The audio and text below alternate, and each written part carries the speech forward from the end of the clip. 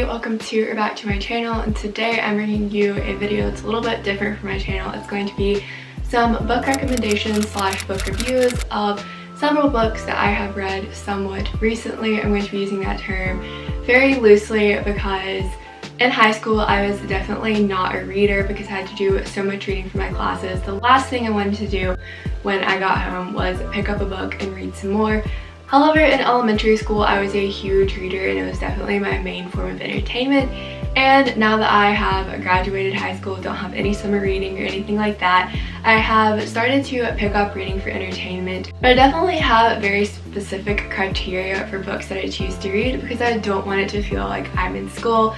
So if you want to get back into reading but not feel like you're in school, then this video is for you. The first book that I have here is The Anthropints Reviewed by John Green.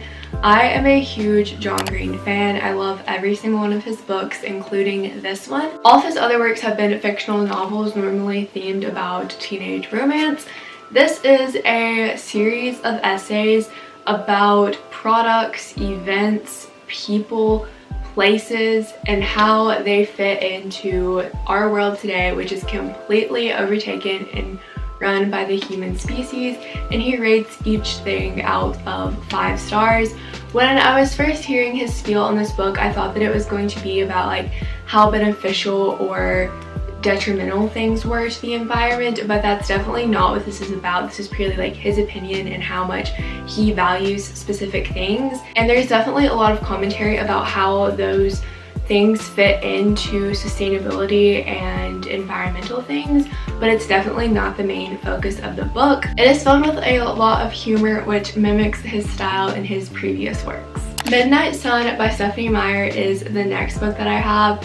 So if you're unaware, Stephenie Meyer is the author of the Twilight series, which I loved so much. I read them my freshman year of high school, and this book, Midnight Sun, is the original Twilight book told from Edward's perspective instead of Bella's.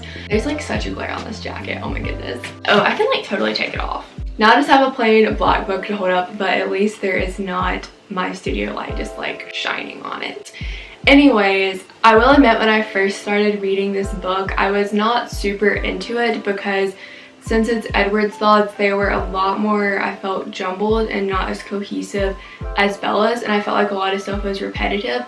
But as I got further along into the book, I really enjoyed seeing his perspective and how protective he was of her, and it just kind of reshaped the whole first story. Not dramatically, like there's nothing too different about it, but just hearing this kind of repackaged it, if you know what I mean.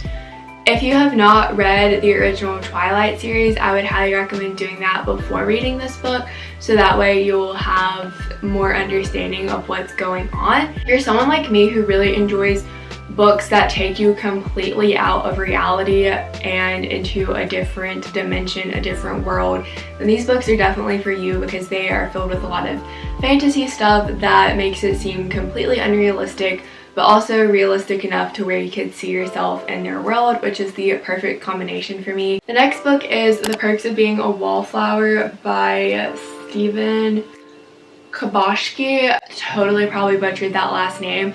I'll be completely honest, it has been a while since I read this book, so I can't really give an in-depth spiel for you, but I do remember this being more of a realistic book. It's not super fantasy laden like a Harry Potter type of book, and I remember I read this one super fast because it was so good. There's also a movie for it with Emma Watson, who is literally my favorite actress ever. Love Emma. Something unusual about this book is it is written in the format of like a letter type of thing, which I found interesting. It's not just in chapters, which is what a lot of books are. Kind of similar to how the John Green book was in essay format and not chapters. I just think it's interesting when books are not in chapter format. So sorry that I don't remember too much more to tell you about this, but I just remember it being super good. I can also insert a little picture of a summary of it if you want to pause and read it and learn a little more. The next book that I have here is Influencer, and this is going to be going against a lot of stuff that I have said so far.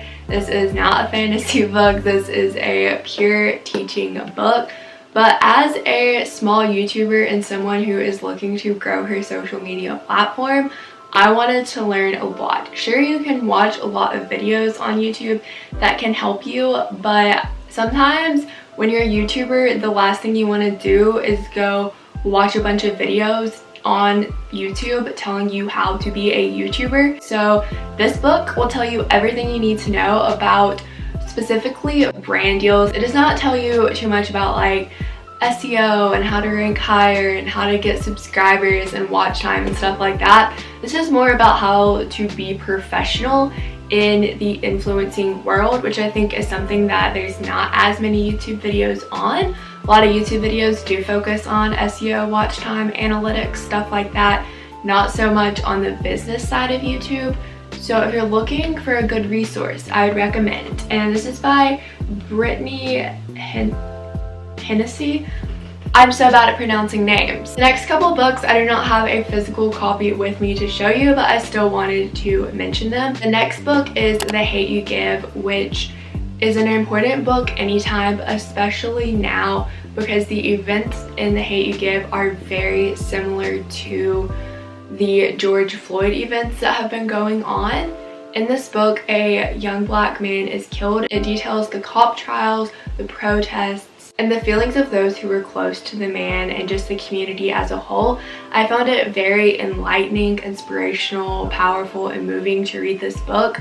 I read it back in my sophomore year and I still remember it very vividly. That's how like ingrained in my mind it is. And just seeing the George Floyd events happening after that book was written and how closely they parallel just makes me so sick that the message of that book did not have as big of an impact on people as it should have. And I know that like not everybody in the world has read the book, but I know that it is a popular book, and just seeing how people still choose to act after strong messages like that are shared is really disheartening. But if you're looking for a work of fiction, just pretty realistic, sadly, then I would highly suggest it. The next one that I don't have a physical copy of on me is We Were Liars by E. Lockhart, which I know is so popular on social media, which I will admit is why I got it to try it out. Since this book was so hyped up, I was kind of disappointed. I'm not gonna lie.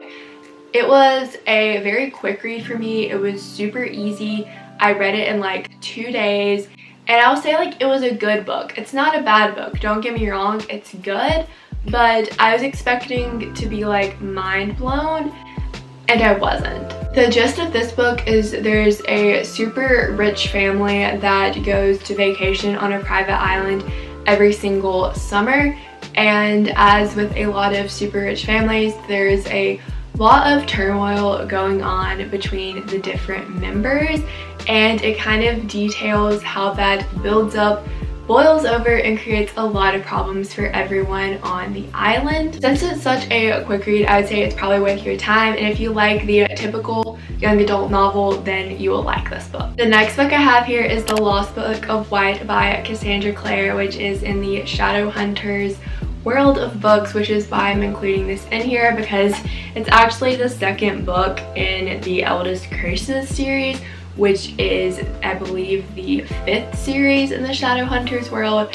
It's kind of like Rick Riordan and Percy Jackson, where there are a lot of interconnected series within this world and universe of books.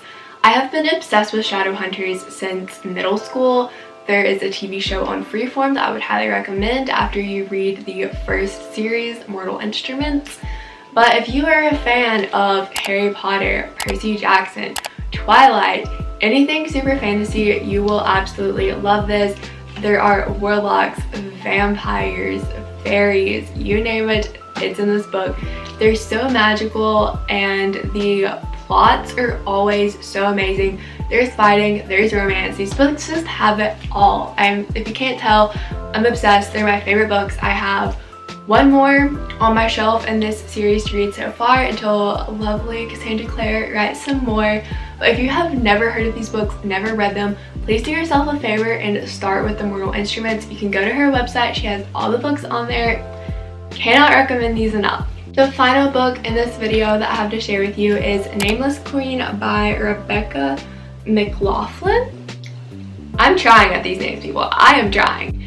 but I got this at Pal City of Books in Portland, Oregon as one of their staff picks because the little card under it said that if you like fantasies with well-developed characters, then you'll like this book. If you haven't picked up on it from this video yet, I love fantasies with well-developed characters.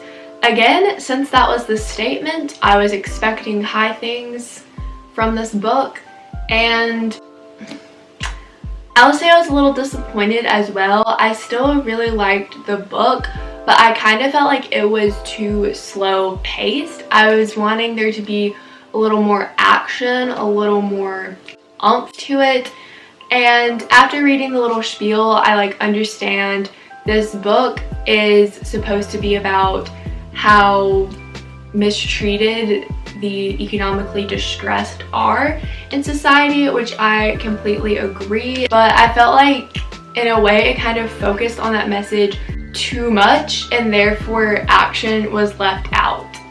And I don't want that to sound bad because I think the message is super important, that unity and coming together for the greater good is what we need to do, but I think that more action needed to be woven into that message to increase the entertainment level, if that makes any sense. So those are all of my book recommendations for this video. I hope that you all enjoyed them and will actually try some of them out. If you do, be sure to DM me on Instagram or leave me a comment on YouTube letting me know how you enjoyed the books, and we can have our own little two-person book club. I think that would be super fun. If you want to see more book recommendation videos in the future, let me know in the comments, because as I read books, I can definitely write them down and make some little notes about if I liked it or not, and then once I have enough, make another video. Again, I'm still trying to get back into the swing of reading, so don't expect one super soon. But if you enjoyed it, be sure to give it a thumbs up. Comment down below some of your top book recommendations because I would love to check them out. And while you're down there, be sure that you're subscribed and have the bell turned on. All of those things really help my channel grow, and I would appreciate it so much. I will see you in my next video. Bye! I said it before and I'll say it again. Life moves pretty fast. It's not about personality matrixels and charts. It's all about the bumps in your heart.